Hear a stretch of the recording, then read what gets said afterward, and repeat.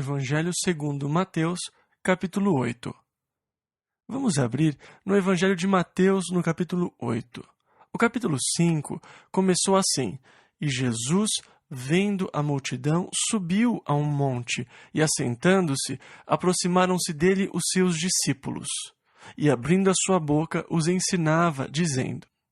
E assim nós tivemos o incrível Sermão da Montanha, em Mateus 5, 6 e 7. E aqui começamos o capítulo 8, versículo 1. E descendo ele do monte, e assim depois de ter proclamado o reino de Deus e as condições para o reino de Deus, e falar sobre aqueles que habitarão o reino, descendo ele do monte, começou a mostrar as ações do reino de Deus, como será durante o milênio. Nós lemos em Isaías capítulo 35 sobre o reino durante o milênio, que afirma que o surdo ouvirá, o mudo cantará louvores, o cego verá a glória do Senhor e o coxo saltará de alegria. O reino todo será um reino restaurado. Quando olhamos para o mundo hoje, não conseguimos ver a intenção divina de Deus, de quando Ele criou o mundo. Quando você olha para o homem à sua volta hoje, você não vê a intenção de Deus de quando Ele disse: façamos o homem à nossa imagem e semelhança. Porque nós olhamos para o mundo caído e vemos homens caídos e não conseguimos entender o propósito inicial de Deus ao olharmos para o mundo hoje. E é por isso que muita gente fica confusa em relação a Deus. Como pode um Deus de amor permitir as coisas que acontecem no nosso mundo hoje? Mas, na realidade, o mundo que você vê hoje está em rebelião contra o reino de Deus, e é um mundo que disse: nós não teremos esse homem como nosso governante. Você vê um mundo de homens que pensaram que sabiam governar melhor do que Deus. E nós estamos observando agora os trágicos subprodutos da rejeição humana do reino de Deus sobre nossas vidas. Mas Jesus, quando veio, declarou de novo os aspectos gloriosos do reino, e agora ele começa a dar amostras de como será o seu reino. Versículo 1. E descendo ele do monte, seguiu uma grande multidão. Quando ele foi para a montanha, foram os seus discípulos que foram até ele, e ele abriu a sua boca e começou a ensinar. O sermão da montanha não foi para a multidão, mas para poucos, apenas para os seus discípulos. Não existe uma aplicação abrangente no presente momento para o sermão da montanha em relação ao mundo, apenas para o milênio. Mas, com certeza, já há aplicações para aqueles que são cidadãos do seu reino. Em outras palavras, há uma aplicação para nós, porque fazemos parte do reino de Cristo e já nos ajoelhamos diante do Rei.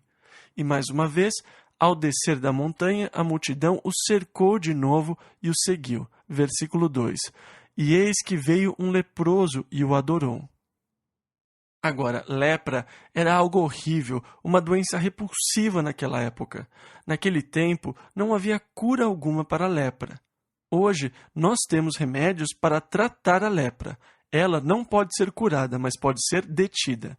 Eles a chamam agora de hanseníase, para fugirem do estigma da lepra. Mas a palavra lepra ainda causa um tipo de repulsa nas nossas mentes. E por isso ela não se chama mais lepra, mas hanseníase, batizada em homenagem ao Dr. Hansen, que foi o primeiro a isolar o bacilo causador da lepra.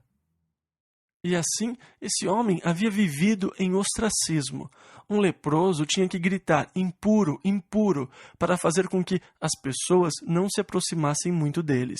Se você estivesse se aproximando de um leproso, vamos dizer que na mesma direção do vento, quando você chegasse a 45 metros dele, ele tinha que gritar impuro, impuro, para que você não se aproximasse mais, exceto se fosse pela sua conta e risco. Se você estivesse vindo numa posição contra o vento, então a 90 metros ele tinha que começar a gritar impuro, impuro. Ele era um homem que vivia afastado da sociedade por causa da sua doença. Versículo 2. E eis que veio um leproso e o adorou, dizendo: Senhor, se quiseres, podes tornar-me limpo.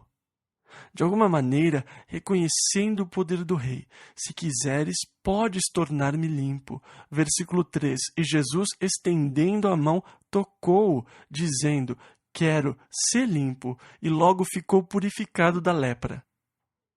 Aqui está algo interessante.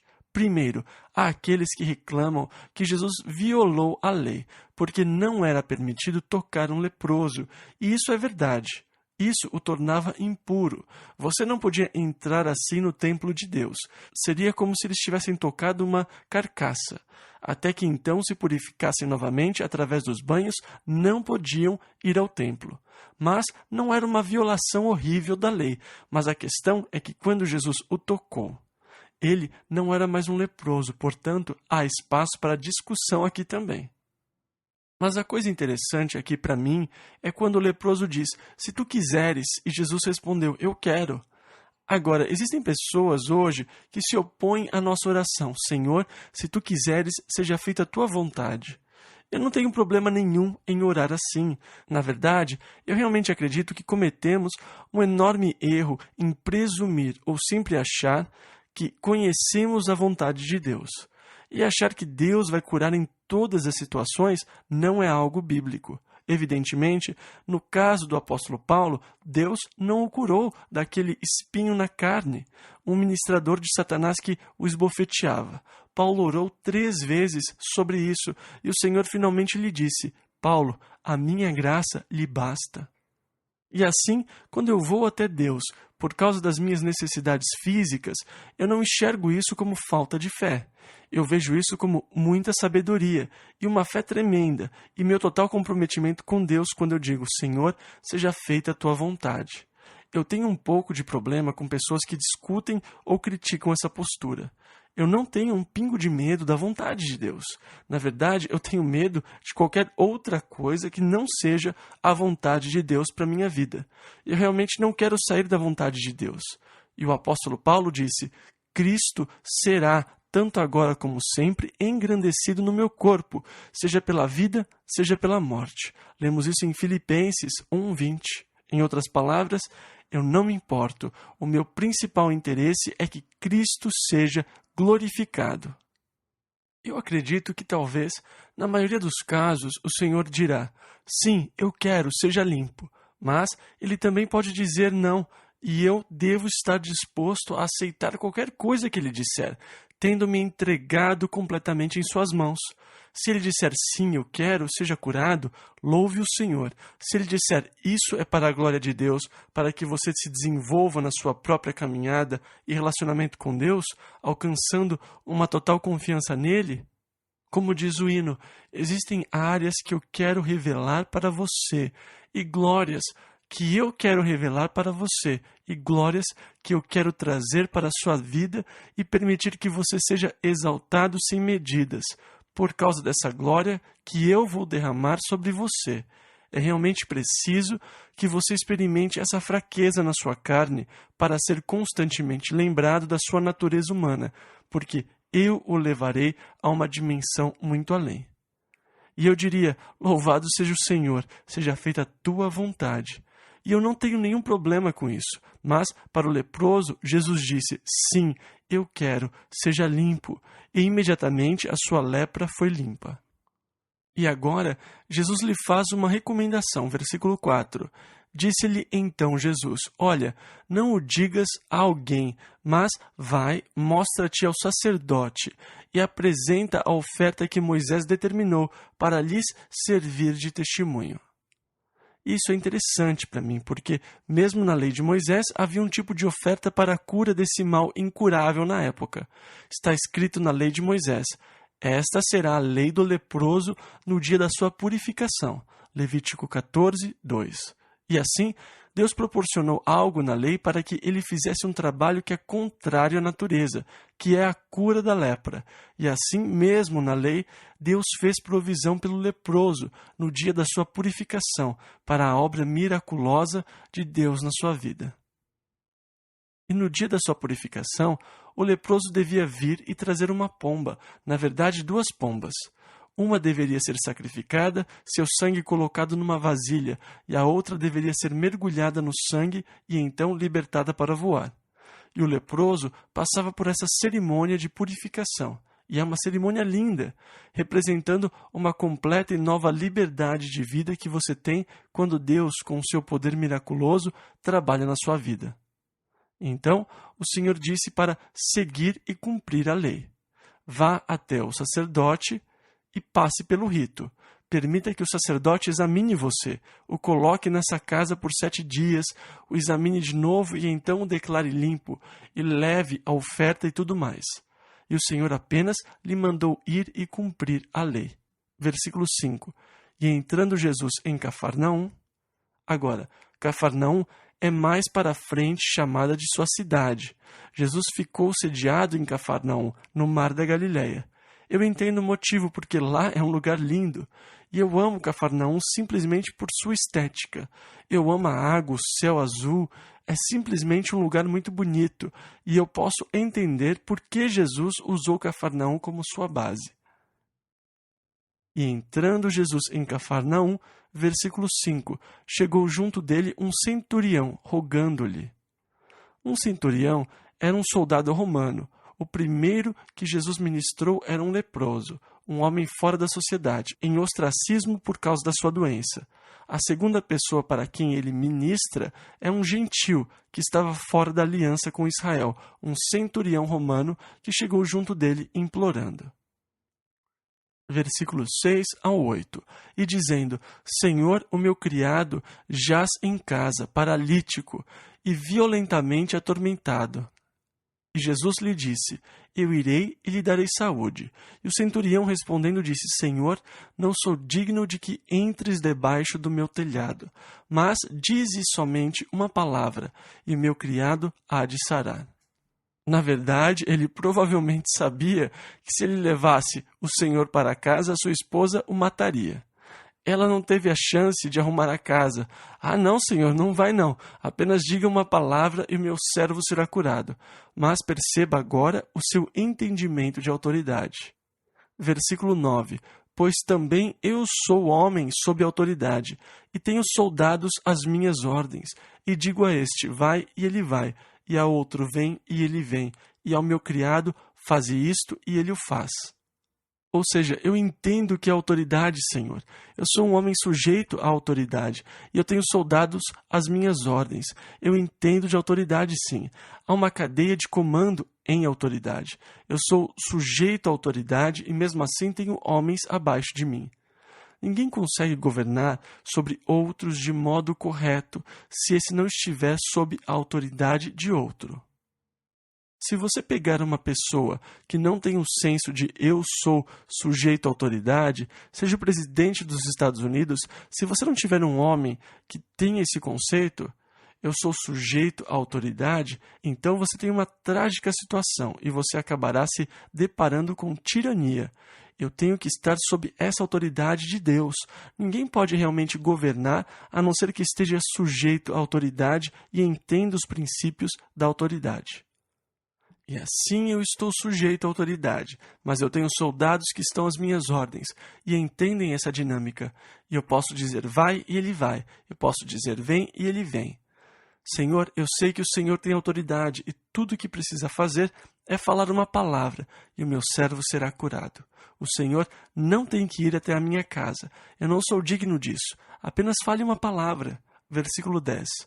E maravilhou-se Jesus, ouvindo isto, e disse aos que o seguiam, em verdade vos digo que nem mesmo em Israel encontrei tanta fé. Ou seja, eu nunca encontrei um israelita assim.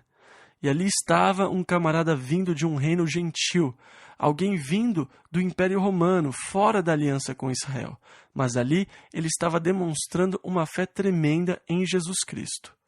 O Senhor não tem que entrar em casa, mas basta apenas uma palavra.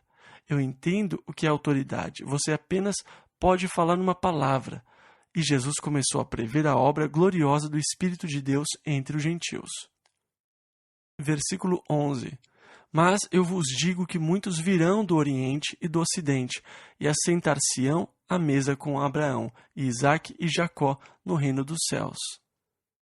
Do leste ao oeste, se referindo às nações gentias, muitos virão dos gentios e se sentarão com Abraão, Isaque e Jacó. Agora, é interessante que quando eu penso no céu, eu geralmente penso em Paulo e João, mais nos personagens do Novo Testamento. Eu nunca pensei muito em me sentar com Abraão, Isaque e Jacó. Eu tenho certeza que será uma emoção mesmo, mas há tantos personagens bíblicos, eu acho que encontrar Davi seria muito bom. Elias e Eliseu, eu gosto deles, Gideão. Mas o reino dos céus será composto, Jesus disse, por muitos gentios também. Versículo 12. E os filhos do reino, ou seja, os judeus, serão lançados nas trevas exteriores. Ali haverá pranto e ranger de dentes. Porque os judeus rejeitaram a Jesus Cristo. As gloriosas boas novas de Deus serão levadas ao mundo gentil, e muitos virão de dentre os gentios e se tornarão parte do glorioso reino de Deus, enquanto os filhos do reino, aqueles da semente de Abraão, por rejeitarem o seu Messias, não entrarão no reino dos céus. Versículo 13. Então disse Jesus ao centurião: Vai, e como creste te seja feito. E naquela mesma hora o seu criado sarou. O próximo milagre de Jesus foi uma mulher, que naquela cultura, em particular, não era respeitada e estimada como é hoje. Durante aqueles dias, se uma mulher estivesse grávida, quando ela fosse dar à luz, todos se juntavam em sua casa e traziam tudo para fazer uma grande festa, uma celebração. E quando a parteira saía e dizia, é um menino, todos começavam a celebrar e festejar. Era um momento de alegria e celebração. Se a parteira dissesse, é uma menina, todos eles recolhiam as suas coisas e iam embora. O primeiro que Jesus tocou foi um leproso, um excluído da sociedade. O segundo era um gentil, um excluído da aliança. A terceira pessoa era uma mulher, que era desprezada. Vocês sabem que Jesus nunca desprezou ninguém e nunca excluiu ninguém. O reino não exclui. Versículos 14 e 15. E Jesus, entrando em casa de Pedro, viu a sogra deste acamada e com febre. E tocou-lhe na mão, e a febre a deixou, e levantou-se e serviu-os. Ou seja, ela fez alguma coisa para eles comerem. Ela ministrou para ele de maneira física, lhes servindo comida. Versículos 16 e 17. E chegada a tarde, trouxeram-lhe muitos endemoniados, e ele com a sua palavra expulsou deles os espíritos, e curou todos os que estavam enfermos, para que se cumprisse o que fora dito pelo profeta Isaías, que diz, ele tomou sobre si as nossas enfermidades, e levou as nossas doenças. No capítulo 53 de Isaías, ao profetizar sobre o Messias, ele falou, ele foi ferido por causa das nossas transgressões e moído por causa das nossas iniquidades. O castigo que nos traz a paz estava sobre ele, e pelas suas pisaduras fomos sarados. Agora, há aqueles estudiosos bíblicos hoje que querem aplicar isso somente à cura espiritual. Mas, na verdade, o melhor comentário que você pode ter sobre o Velho Testamento nem sempre pertence àqueles que se declaram estudiosos hoje. O melhor comentário que você pode ter sobre o Velho Testamento é o inspirado Novo Testamento. E aqui Mateus, escrevendo pela inspiração do Espírito Santo, declara que a cura espiritual de todas as pessoas levadas até Jesus, como ele mesmo viu na casa de Pedro naquela noite, e ao Jesus curar todas elas, ele estava cumprindo a profecia de Isaías. Portanto, Mateus amplia a profecia de Isaías para incluir tanto cura física como espiritual. Quando participamos da ceia, Jesus, quando ele tomou o pão e o partiu e disse, tomem, comam, este é o meu corpo que é partido por vocês, façam isso em memória de mim. E por isso a pergunta, quando foi que o seu corpo foi partido? E nós sabemos através do Evangelho que o seu corpo não foi quebrado ou partido, ou seja, os seus ossos não foram quebrados. Embora os judeus tivessem procurado Pilatos para que ele mandasse quebrar as pernas dos prisioneiros para apressar a morte deles, para que seus corpos não ficassem pendurados no dia de sábado. Quando eles foram até Jesus, ele já havia entregado o seu espírito, ele já estava morto, e eles se maravilharam com o fato dele já estar morto e não quebraram as suas pernas, para que as Escrituras se cumprissem. Salmo 34. Ele lhe guarda todos os seus ossos, nem sequer um deles se quebra. Portanto, a profecia era que nenhum de seus ossos seria quebrado. Na verdade, como um tipo de cordeiro para o sacrifício, ele não podia ter os ossos quebrados. E assim, o soldado perfurou o lado de Jesus com sua lança, e saiu água e sangue. Mas mesmo assim, Jesus disse: "Este é o meu corpo que é partido por vós." Ele deve ter se referido à tortura que sofreu quando recebeu 39 chibatadas. Era uma forma de inquisição pela qual obtinham as confissões dos prisioneiros. Você se lembra quando Paulo, lá na escada da fortaleza Antônia, pediu ao capitão para falar aos judeus que estavam tentando matá-lo? E ele o autorizou. E quando começou a falar, Paulo disse: "Meus irmãos, eu sei exatamente como vocês se sentem, porque eu já me senti assim. Eu também queria destruir essa nova facção do cristianismo. E eu estava indo para Damasco para prender aqueles que invocavam o nome do Senhor, quando de repente uma luz brilhou do céu e eu caí no chão e ouvi a voz do Senhor dizendo: 'Por que você me persegue? Eu lhe enviarei aos gentios.'" E quando Paulo disse a palavra gentios, os judeus ficaram furiosos. Eles começaram a jogar terra para cima, começaram a gritar, a berrar e a rasgar suas roupas, tentando atacar Paulo novamente. E o capitão disse: "Leve-o para dentro." Ele estava falando com o povo em hebraico. O capitão não conseguia entender e disse: "O que você disse para a multidão que os deixou tão irados?" E disse: "Açoite-o e o interrogue." E Paulo falou: "Espere um pouco, vocês têm direito de açoitar um cidadão romano sem que tenha sido condenado?" E ele disse: "Você é cidadão romano?" E ele respondeu: "Claro que sou." O comandante disse: "Eu comprei a minha cidadania, me custou muito dinheiro. Como você conseguiu a sua?" E ele disse: "Eu tenho o direito por nascimento." Mas essa era a política do governo romano.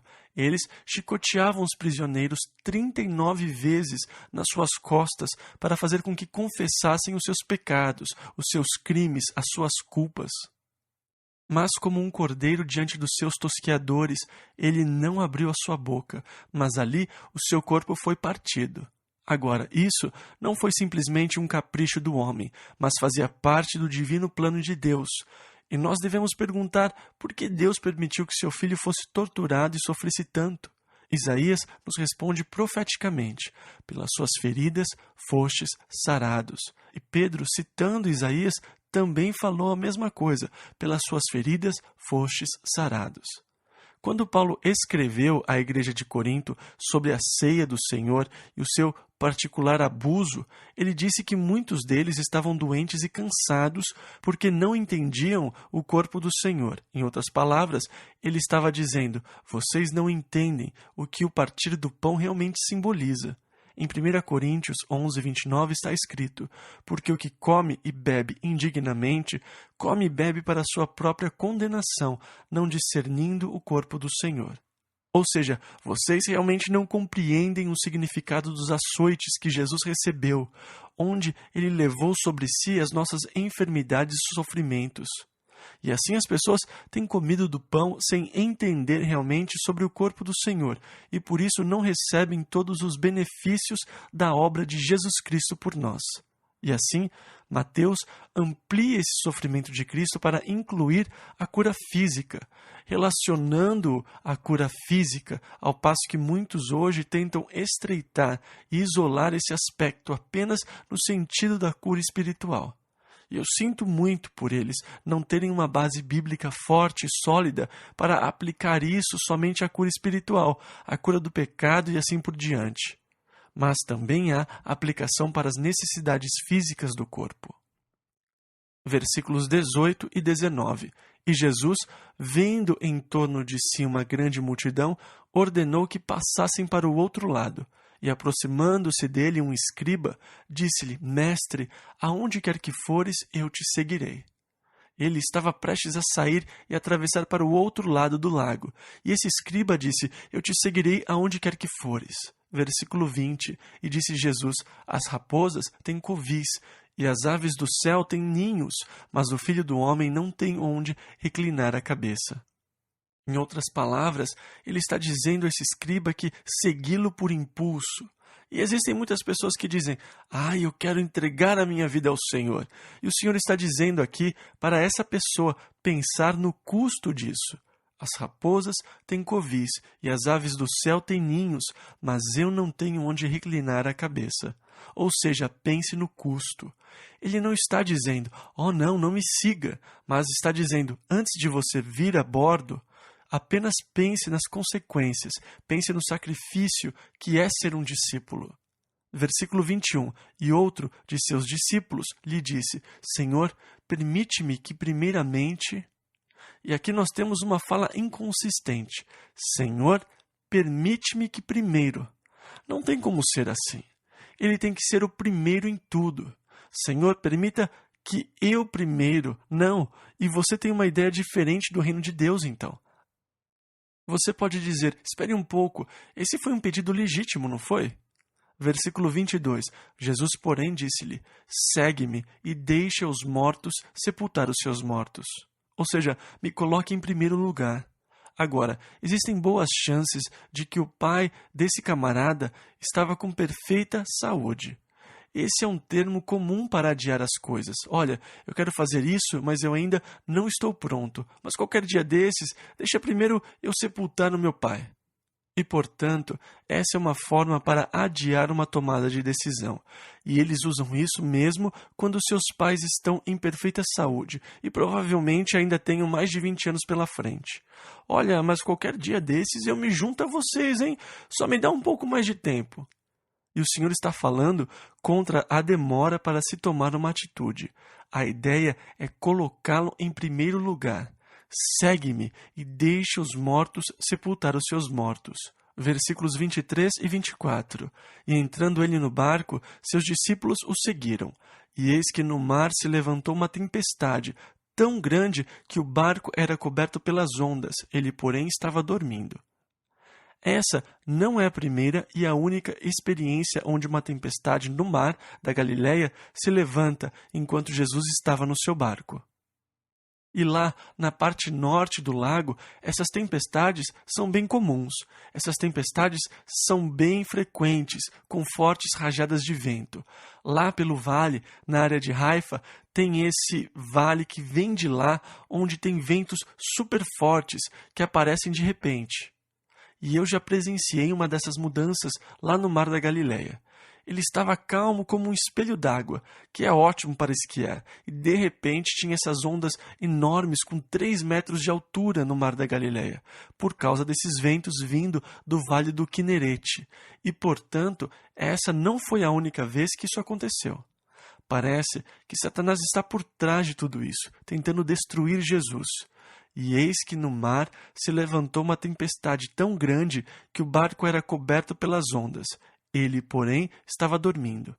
E Jesus sempre dormia quando entrava no barco. Versículo 25 ao 27. E os seus discípulos, aproximando-se, o despertaram, dizendo, Senhor, salva-nos que perecemos. E ele disse-lhes, por que temeis, homens de pouca fé? Então, levantando-se, repreendeu os ventos e o mar, e seguiu-se uma grande bonança. E aqueles homens se maravilharam, dizendo, que homem é este, que até os ventos e o mar lhe obedecem? E assim Jesus mostrou o seu domínio sobre a natureza. Um dos outros evangelhos conta que Jesus disse aos seus discípulos, vamos para o outro lado do lago, para Genizaré. Agora, é provavelmente por isso que ele os repreendeu por terem pouca fé, porque estavam com medo de afundar. Ele disse, vamos para o outro lado do lago. E quando Jesus fala para seguirmos em frente, não há a menor possibilidade de afundarmos. E assim, quando eles o acordaram, dizendo, Senhor, o Senhor não se importa que vamos perecer? Ele então os repreendeu. Onde está a sua fé? Vocês não me ouviram dizer, vamos para Genizaré? Então por que vocês estão com medo, ou homens de pouca fé? Versículo 28. E tendo chegado ao outro lado, à província dos Gergesenos ou Gadarenos, saíram-lhe ao encontro 2 endemoniados. Os outros evangelhos nos falam sobre o que se destacava mais do que o outro. Versículo 22 ainda. Vindos dos sepulcros, tão ferozes eram que ninguém podia passar por aquele caminho. Recentemente, e por acaso, arqueólogos encontraram essa cidade lá do outro lado de Genezaré. E é muito legal porque enquanto eles estavam construindo uma estrada para Golã, eles começaram a descobrir mais sobre Genezaré. E eles até mudaram um pouco a construção da estrada para que eles pudessem realizar mais explorações arqueológicas na cidade. E agora a gente pode apontar com precisão o despenhadeiro do qual os porcos se atiraram ao mar, porque a cidade de Genezaré foi descoberta do outro lado do lago. E assim, esses homens possuídos por demônios, no plural, vivendo lá nos sepulcros, versículo 29, e eis que clamaram dizendo, que temos nós contigo, Jesus, Filho de Deus? Vieste aqui atormentar-nos antes do tempo? Número 1. Os demônios que estavam possuindo esses homens reconheceram quem Jesus era e declararam quem ele era. Que temos nós contigo, Jesus, Filho de Deus.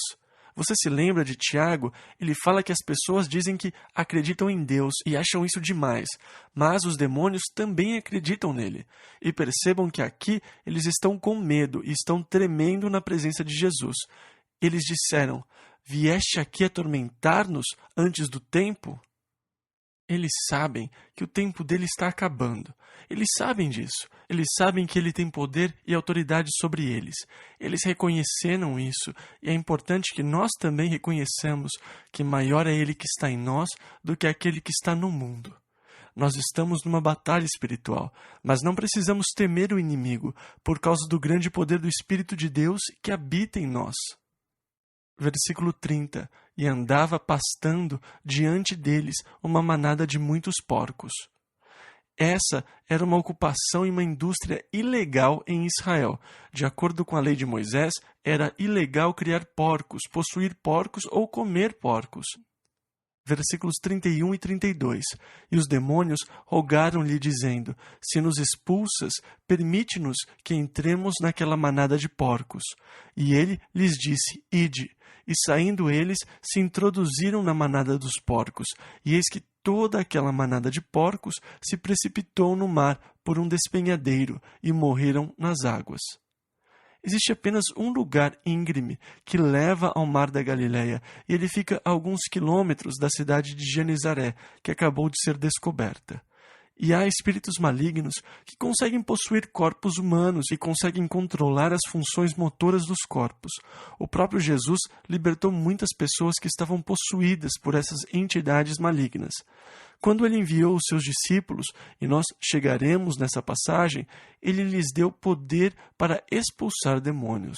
Quando o corpo de uma pessoa é invadido por esses espíritos malignos, elas geralmente perdem o controle das suas faculdades mentais, e esses espíritos, na verdade, podem falar através desses indivíduos. Isso não é apenas superstição ou parte do folclore de uma cultura antiga, mas existem várias experiências comprovadas das atividades dos espíritos, mesmo nos dias de hoje.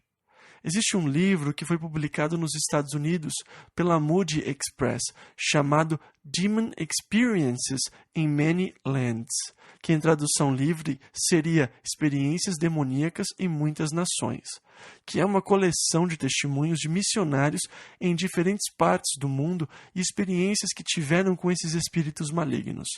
Talvez uma das experiências mais clássicas da nossa era foi o caso de uma garota chamada Clarissa, no ano de 1947, lá nas Filipinas.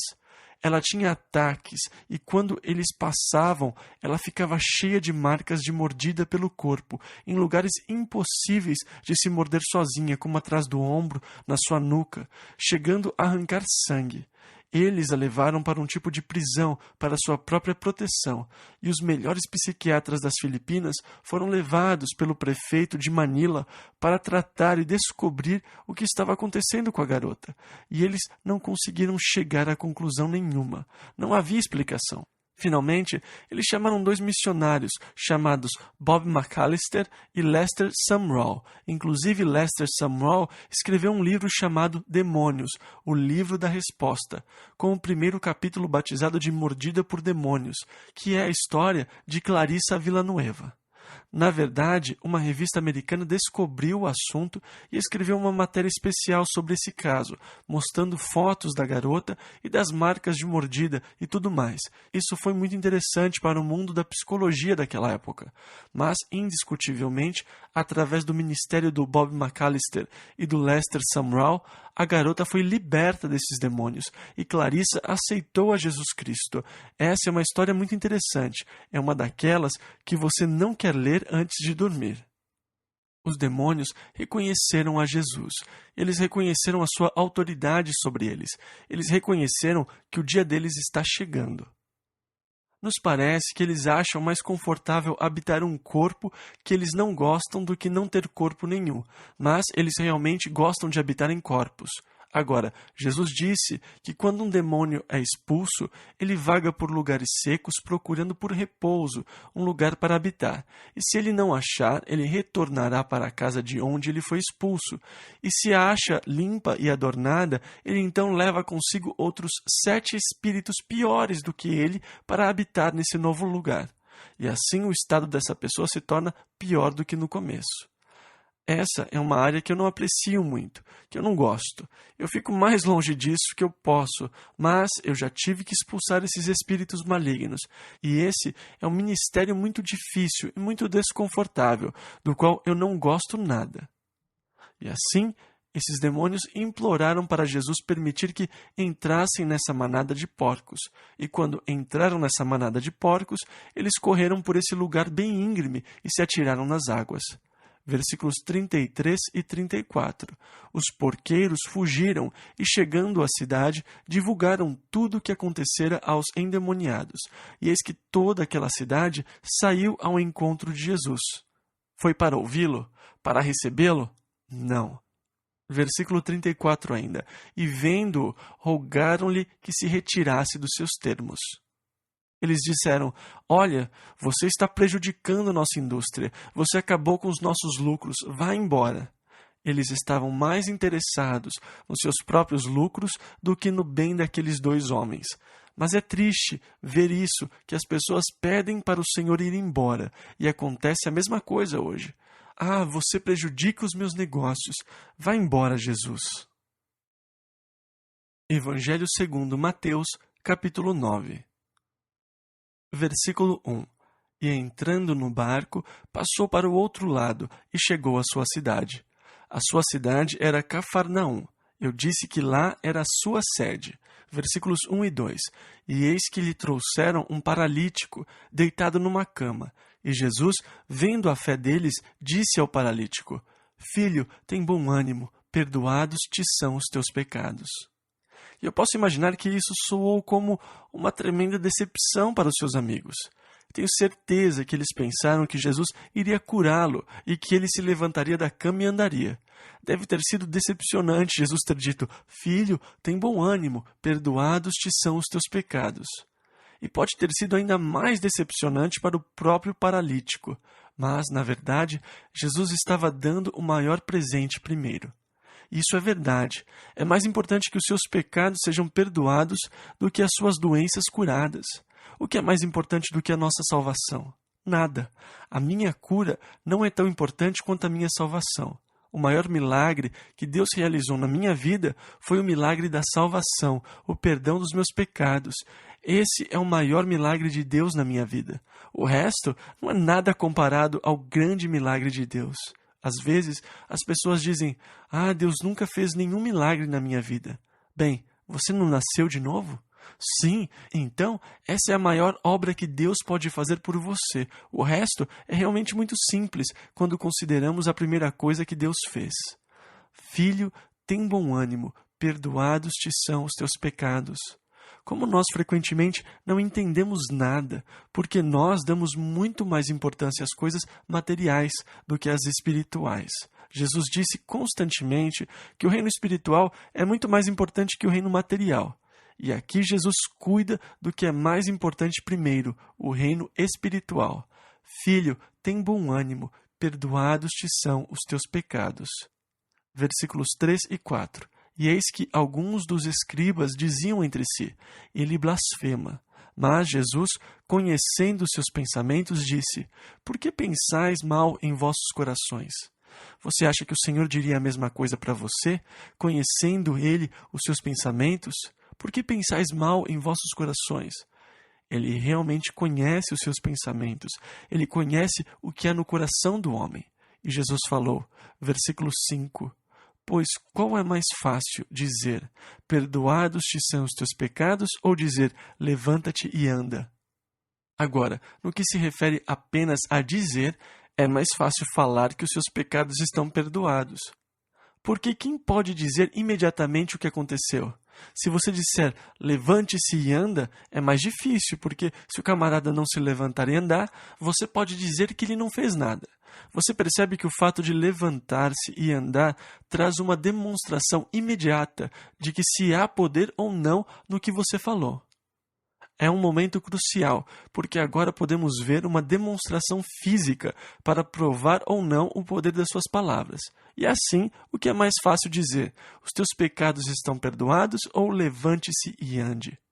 Muito mais difícil dizer que os seus pecados estão perdoados. Versículo 6. Ora, para que saibais que o Filho do Homem tem na terra autoridade para perdoar pecados, em outras palavras, eu vou demonstrar para vocês o poder da minha palavra, para que vocês saibam que eu tenho poder para perdoar pecados, porque vocês não conseguem ver essa obra espiritual interior acontecendo, mas eu lhes darei uma evidência física. Versículos 6 ao 8. Disse então ao paralítico, levanta-te, toma tua cama e vai para tua casa. E levantando-se, foi para sua casa. E a multidão, vendo isto, maravilhou-se e glorificou a Deus, que dera tal poder aos homens. Perceba que a multidão ficou maravilhada e glorificou a Deus.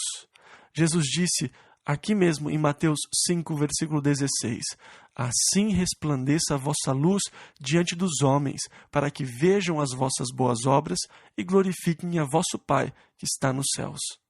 E assim, ele agiu de tal maneira que trouxe glória a Deus. Versículo 9. E Jesus, passando adiante dali, viu assentado na alfândega um homem chamado Mateus. Mateus era um cobrador de impostos. Ele era um oficial da alfândega. Cafarnaum era uma das cidades onde estabeleceram uma alfândega para cobrar impostos daqueles que vinham do norte pelo vale e em Golã e em volta do mar da Galileia, taxando os viajantes pelas suas mercadorias. Versículos 9 e 10. E disse-lhe, segue-me. E ele, levantando-se, o seguiu. E aconteceu que, estando ele em casa sentado à mesa, chegaram muitos publicanos e pecadores, e sentaram-se juntamente com Jesus e seus discípulos. Era uma festa. Havia muitos publicanos e pecadores. Versículo 11. E os fariseus, vendo isto, disseram aos seus discípulos, por que come o vosso mestre com os publicanos e pecadores? Naquela cultura, fazer refeições com pessoas significava muito. Eles tinham um conceito de que compartilhar uma refeição com alguém era se tornar um com essa pessoa. Porque nós pegamos um pão e oferecemos a outra pessoa, que tira um pedaço e come, e então comemos do mesmo pão. E enquanto eu como aquele pedaço de pão, eu o estou digerindo e ele começa a fazer parte do meu corpo. E enquanto você come o seu pedaço de pão, você também o está digerindo e ele está se tornando parte do seu corpo. E assim, de uma maneira sobrenatural, nós estamos nos tornando um. Eu me torno um com você, porque o pão que está me alimentando e se tornando parte de mim também está alimentando você e fazendo parte de você. E por isso, você nunca comeria com alguém a menos que você quisesse ser identificado com essa pessoa e se tornar um com essa pessoa. Foi por isso que eles ficaram chocados, porque Jesus estava comendo junto com os pecadores e publicanos. Como assim você se tornaria um com um pecador? Você seria identificado como um pecador? Sim, ele se identificou com os pecadores, para que eles pudessem se identificar com ele e receber o seu poder e perdão. E assim eles foram até os discípulos para questioná-los. Versículos 12 e 13. Jesus, porém, ouvindo, disse-lhes: Não necessitam de médicos sãos, mas sim os doentes. Ide, porém, e aprendei o que significa: misericórdia quero e não sacrifício. Agora, no livro de Oséias, o Senhor, falando a Israel, disse: Olha, eu quero misericórdia e não sacrifício, e o conhecimento de Deus mais do que os holocaustos. Oséias 6:6. E aqui Jesus está citando uma passagem de Oséias, e ele continuou dizendo, versículo 13 ao 15: Ide, porém, e aprendei o que significa: misericórdia quero e não sacrifício, porque eu não vim a chamar os justos, mas os pecadores ao arrependimento. E então chegaram ao pé dele os discípulos de João, dizendo: Por que jejuamos nós e os fariseus muitas vezes, e os teus discípulos não jejuam? E disse-lhes Jesus: Podem, porventura, andar tristes os filhos das bodas, enquanto o esposo está com eles? Dias, porém, virão em que lhes será tirado o esposo, e então jejuarão. Portanto, enquanto Jesus estava com seus discípulos, não era a hora de jejuar. Dias, porém, virão em que lhes será tirado o esposo, e então jejuarão. E em seguida Jesus fala sobre a inutilidade de remendar coisas. Versículo 16. Ninguém deita remendo de pano novo em roupa velha, porque semelhante remendo rompe a roupa e faz-se maior a rotura. Naquela época, não havia ainda os tecidos com tratamento anti-encolhimento. E assim, se você pegasse uma roupa velha, que havia sido lavada várias vezes, e costurasse um remendo novo nela, dessa forma, quando a pessoa fosse lavar essa roupa remendada pela primeira vez, o remendo novo encolheria e se romperia, fazendo o furo ainda maior. E por isso Jesus está dizendo: não tentem remendar roupa velha com tecido novo.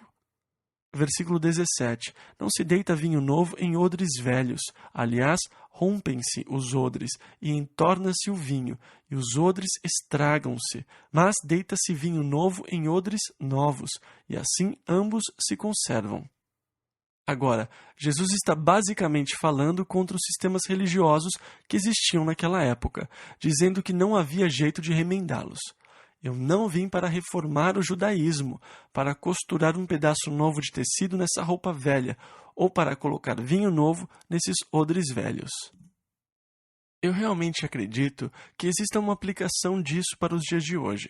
Eu acredito que quando Deus deseja fazer uma obra nova, Ele frequentemente tem que deixar os limites das organizações religiosas. Eu desconheço em toda a história um episódio onde houve um verdadeiro reavivamento num grupo denominacional. Geralmente, os maiores reavivamentos resultou na formação de novas denominações. Parece que o odre velho fica obsoleto e por isso vemos essa maravilhosa obra de Deus aqui. Mas é a minha convicção pessoal de que Deus teve que levantar novos odres para a obra que Ele queria realizar. E eu pessoalmente me encontrei nessa situação frustrante por muitos anos, tentando colocar o vinho novo em odres velhos, mas acabava por estragá-los. Eu era conhecido como rebelde e não conformista, e tudo mais que eles podiam falar, porque eu não conseguia seguir com as tradições daquela denominação, porque nós apenas não retornamos à palavra e seguimos a palavra de Deus. E isso parece ser bem simples, mas os odres velhos não conseguem lidar com isso. Eles já estão irredutíveis em seus caminhos. E existem muitas pessoas hoje que ainda estão envolvidas no processo de colocar cuidadosamente vinho novo em odres velhos, sempre tentando não partir os odres. Mas, no final, as pessoas chegam à conclusão de que isso não é algo fácil de se fazer, senão algo impossível. Versículo 18. Dizendo-lhes ele estas coisas, eis que chegou um chefe e o adorou, dizendo: Minha filha faleceu agora mesmo, mas vem, impõe-lhe a tua mão e ela viverá. E esse camarada estava extremamente desesperado a essa altura, mas perceba que fé tremenda ele teve. Adorando a Jesus, ele disse: A minha filha está morta, mas eu sei que se o Senhor vier e colocar a sua mão sobre ela, ela viverá. Versículo 19 ao 22. E Jesus, levantando-se, seguiu, ele e os seus discípulos. E eis que uma mulher, que havia já 12 anos padecia de um fluxo de sangue, chegando por detrás dele, tocou a orla de sua roupa, porque dizia consigo: se eu tão somente tocar a sua roupa, ficarei sã. E Jesus, voltando-se e vendo-a, disse: tem ânimo, filha, a tua fé te salvou. E imediatamente a mulher ficou sã. Agora, eu quero ressaltar algo que eu sinto que é muito importante e significativo nisso aqui, que é o fato dessa mulher ter estabelecido um ponto de contato para a ativação da sua fé. Eu acredito que muitas vezes nós temos fé que Deus é capaz de fazer algo em particular, mas nunca chegamos a ativar essa fé.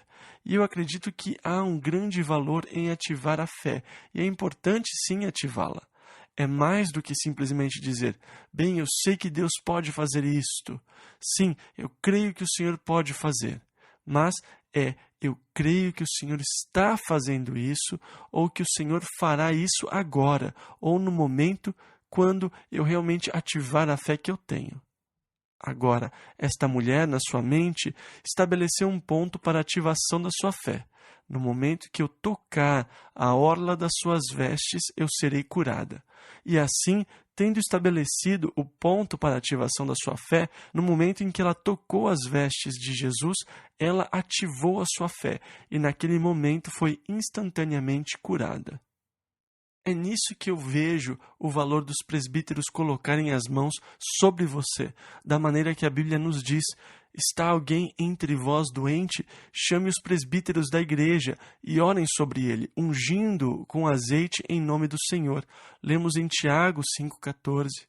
Eu acho que a imposição das mãos é uma forma tremenda para a ativação da fé. Eu sei que quando eu sou ungido com óleo e os presbíteros põem as mãos sobre mim, Deus vai me curar, porque foi Ele quem prometeu.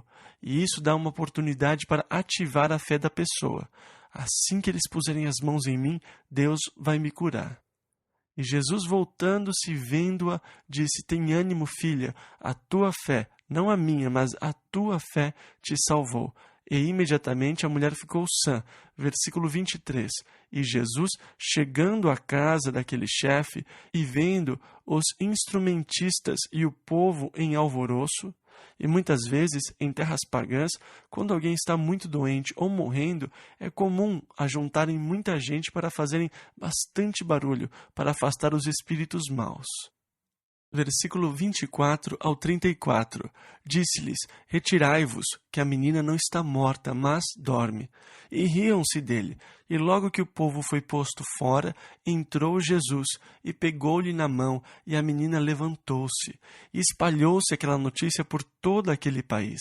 E partindo Jesus dali, seguiram-no 2 cegos, clamando e dizendo: tem compaixão de nós, filho de Davi. E quando chegou à casa, os cegos se aproximaram dele. E Jesus disse-lhes: credes vós que eu posso fazer isto? Disseram-lhe eles: sim, Senhor. Tocou então os olhos deles, dizendo: seja-vos feito segundo a vossa fé. E os olhos se lhes abriram. E Jesus ameaçou-os, dizendo: olhai que ninguém o saiba. Mas, tendo eles saído, divulgaram a sua fama por toda aquela terra. E, havendo-se eles retirado, trouxeram-lhe um homem mudo e endemoniado. E, expulso o demônio, falou o mudo. E a multidão se maravilhou, dizendo: nunca tal se viu em Israel. Mas os fariseus diziam: ele expulsa os demônios pelo príncipe dos demônios. E nós chegaremos nesse assunto daqui a pouco. Estamos nos aproximando do assunto sobre o pecado que não tem perdão. Versículo 35 ao 38. E percorria Jesus todas as cidades e aldeias, ensinando nas sinagogas deles, e pregando o evangelho do reino, e curando todas as enfermidades e moléstias entre o povo. E vendo as multidões, teve grande compaixão delas, porque andavam cansadas e desgarradas, como ovelhas que não têm pastor. E então disse aos seus discípulos: a seara é realmente grande, mas poucos os ceifeiros. Rogai, pois, ao Senhor da seara que mande ceifeiros para a sua seara. E assim aqui nós temos o ministério de Jesus. E perceba que ele não cria um padrão, mas com frequência nós tentamos formular padrões para Deus, definir os ciclos nos quais Deus pode se mover e criar os métodos e os meios. E nós surgimos com todos esses diferentes métodos para lidar com um problema. Vamos ver qual é o seu problema. Sim, essa é a solução número 17. Vamos dar uma olhada aqui. Número 1, 2, 3, 4. E dessa forma nós realizamos essa rotina. Nós gostamos muito de prender Deus numa rotina, de colocá-lo numa caixa, associá-lo a um método, especialmente se esse método já funcionou alguma vez. E eu sou culpado disso. A gente pensa, o que foi que eu fiz que funcionou naquela vez? O que eu fiz de diferente? E daí você começa a buscar pela mesma emoção ou qualquer outra coisa, como se fosse algo relacionado a mim, e não a obra divina e soberana obra de Deus. E com alguns, Jesus desafiou sua fé. E é claro que essa garotinha que estava morta não tinha nenhuma fé. Não podemos dizer que foi a fé dela em Jesus, mas imediatamente depois, com os 2 cegos, ele disse: "Vocês creem que eu posso fazer isso?" E eles disseram: "Claro que sim, Senhor." E ele respondeu: "Conforme a sua fé, assim seja feito." E então seus olhos se abriram. A mulher que sofria com um fluxo de sangue pensou que se apenas pudesse tocar as suas vestes, e Jesus disse: "Mulher, tenha bom ânimo, a sua fé te salvou." A fé dela. Portanto, nós vemos que não existe uma forma padrão para o trabalhar de Deus na vida de uma pessoa. Mas quando alguém tem a mesma coisa que nós temos, nós pensamos: como isso aconteceu? O que você fez? Eu quero aprender a fórmula. Eu quero aprender esse segredinho para eu seguir mais tarde. Mas o Senhor não se fecha numa rotina ou num padrão, mas Ele é diverso, assim como somos diversos, e Ele lida conosco de acordo com cada uma de nossas necessidades. E eu amo o Senhor por causa da sua linda adaptabilidade, em ser capaz, de ministrar a mim de acordo com a minha personalidade e minha própria necessidade. Deus é tão glorioso porque eu posso me relacionar com Ele de forma muito pessoal. Ele entende os meus caprichos e as minhas características pessoais, e Ele me compreende e me ama simplesmente como eu sou, e lida comigo de acordo com a minha própria personalidade. E Ele lida com cada um de nós individualmente. E é errado tentar estabelecer padrões para Deus. Bem, foi assim que Deus fez para mim. E se Ele não fizer da mesma forma para você, aí eu já não sei, né? Não, assim você forma a sua própria denominação. E eu formo a minha própria denominação. Em outra ocasião, 10 leprosos foram até Jesus, mas ele não os tocou, ele apenas disse: "Vão e apresentem-se ao sacerdote." E assim, se esses 10 se juntassem com aquele que nós lemos hoje, quer dizer que Jesus não te tocou bem? Olha, você não recebeu então como eu recebi, porque ele me tocou. Você não pode fazer parte da minha igreja então. Eu sou da igreja, me toque, e você é da igreja, não me toque. Sim, há espaço para a diversidade para o trabalho de Deus em nossas vidas. Não tente padronizar a Deus. Não tente olhar para a mesma experiência que alguém teve. Você só pode se relacionar com Deus de maneira pessoal e exclusiva. E Deus vai se relacionar com você também de maneira pessoal e exclusiva. E você terá a sua própria caminhada, experiência e relacionamento com Deus. E muitas vezes nós acabamos desistindo. Eles falaram que é assim, mas nunca acontece comigo. Então eu acho que eu não sirvo para isso, porque não aconteceu como aconteceu para eles. A forma que Deus trabalha nas nossas vidas é infinita nas suas possibilidades. Então, nós terminamos 2 capítulos. Nós estamos avançando e na próxima semana começaremos o capítulo 10. Quem sabe conseguimos cobrir os capítulos 10, 11 e 12. E eu quero chegar e passar um tempo nas parábolas e nas parábolas do reino, que começam no capítulo 13. e é bom que nós comecemos o nosso estudo com ela e não deixamos para o final de um outro estudo. E eu vou tentar ensinar os capítulos 10, 11 e 12 na próxima semana. E eu também quero passar um tempo num assunto que muita gente tem dificuldade de entender, que é o único pecado que não tem perdão. Jesus é quem fala sobre isso no capítulo 12, que veremos no próximo estudo. Nós somos tão gratos pela maravilhosa obra do amor de Deus e do seu Espírito dentro das nossas vidas. Somos totalmente cobertos pela bondade e pelas bênçãos de Deus. Ele é bom demais. É um grande privilégio poder estar aqui com vocês. E eu agradeço a Deus por esse privilégio. E de vez em quando eu tenho um pesadelo que eu estou pastoreando em outro lugar, mas eu fico tão feliz quando eu acordo de manhã. Não existe outro lugar onde eu queira estar a não ser aqui, por causa da gloriosa obra de Deus e do testemunho dessa igreja que se espalha por todo o mundo.